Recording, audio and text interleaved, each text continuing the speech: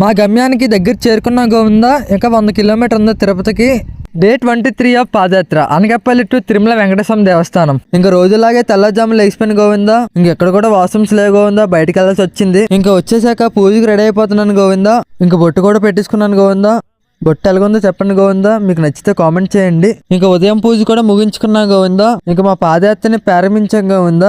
ఇంక ఇప్పుడే సూర్యోదయం అవుతుంది గోవిందా. చూడండి మంచు చూడండి గోవిందా ఎలాగుందో. చాలా ఎక్కువ ఉంది ఈ రోజు కూడా. ఈ రోజు క్లైమేట్ మబ్బుగా ఉంది గోవిందా. చాలా కూల్ గా ఉంది. అలాగే ఇంకా కొంచెం దూరం వెళ్ళాక ఒక పొలం గొడ్డు దగ్గర ఆగం గోవిందా. ఎందుకంటే మాకు తినడానికి టిఫిన్ వచ్చింది గోవిందా. అక్కడ కూర్చొని తినడానికి ప్లేస్ లేదని పొలం గొడ్డు దగ్గరికి వెళ్ళి కూర్చున్నాం గోవిందా. ఇంకా మా సద్దని సేకరించాం గోవిందా. అసలు అనుకోలేదు గోవిందా పొలం గొట్టు మేము కూర్చొని టిఫిన్ తింటానని. కానీ చాలా బాగుంది గోవిందా ఫీలింగ్. సర్ది అయిపోయాక మళ్ళీ మా యాత్రని కొనసాగిస్తున్నా గోవిందా. ఇంక ఈ బోర్డు చూసాక చాలా ఆనందం వేసింది గోవిందా నాకు.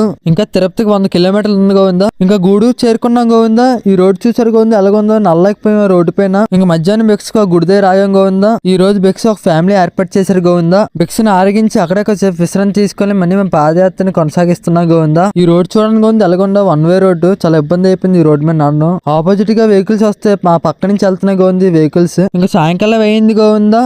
చెన్నైరు చేరుకున్నాం. చెన్నైరులో ఉన్న కట్టలమ్మ తల్లి గుడిలో మాకు నైట్ విశ్రాంతి తీసుకోవడానికి వసతి కలిసేసారు గోవిందా. ఇంక ఈ రోజు పాదయాత్రని బేగా ఆపేసాం గోవిందా. ఎందుకంటే మేము ముందుకు వెళ్తే ఎక్కడ విశ్రాంతి తీసుకోవడానికి చోటు ఉందంట. ఇంకా రాత్రి పూజకి రెడీ అయిపోతున్నాను గోవిందా. ఇంకా పూజ కూడా ముగించుకున్నాం గోవిందా. ఇంకా రాత్రి సర్ది కూడా గోవిందుడు ఏర్పాటు చేసాడు గోవిందా. ఇంక అంతే గోవిందా. ఈ రోజు ఇలా ముగిసింది. మాకు ఉదయం మధ్యాహ్నం రాత్రి భిక్ష సర్ది ఏర్పాటు చేసిన వరకు, అలాగే మాకు రాత్రి విశ్రాంతి తీసుకోవడానికి వసతి కలిసి చేసిన వరకు ఆ వెంకటేశ్వర స్వామి దీవెనలు ఎప్పుడు ఉండాలని మనస్ఫూర్తిగా కోరుకుంటున్నా. ఈ రోజు మొత్తం 33 కిలోమీటర్లు నడిచాం గోవిందా. Thank you.